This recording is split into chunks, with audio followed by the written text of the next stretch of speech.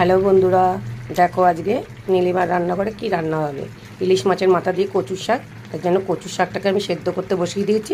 এখানে ইলিশ মাছ আছে 750, তার মধ্যে এই দুটো মাথা দিয়ে আমি কচুর শাকটাকে করে নেব। কচুর শাকটা সেদ্ধ হয়ে গেছে, আমি এই ঝুড়ির মধ্যে আমি ঝাড়িয়ে নিচ্ছি। মাথাগুলো আমি ভেজে তুলে নিচ্ছি আগে।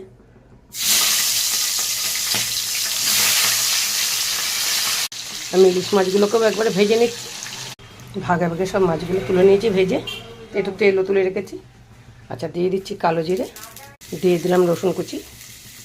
সবার আগে জানাই শুভ বিজয়া, শারদ শুভেচ্ছাও। ভালো থাকুন সবাই,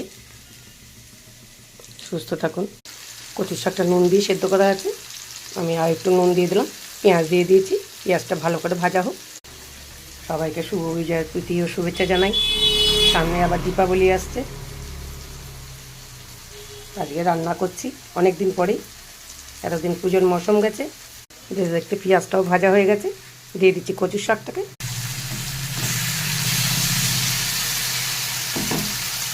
দিয়ে দিচ্ছি কতগুলো কাঁচা লঙ্কা ছিঁড়ে দিয়ে দিলাম, আর অল্প একটু মিষ্টি।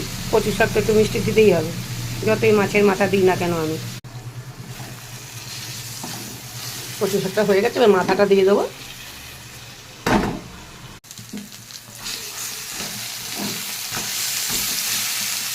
কচুর শাকটা হয়ে গেছে, আমি নামিয়ে দিচ্ছি।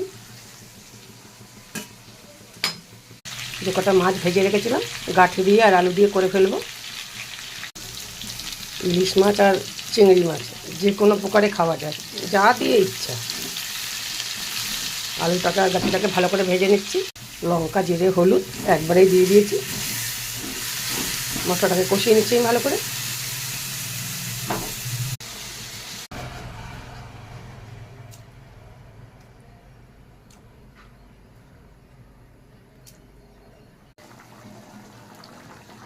মাছের ঝোলটাও হয়ে গেছে, নামিয়ে দিচ্ছি। এরই মধ্যে থাকবে।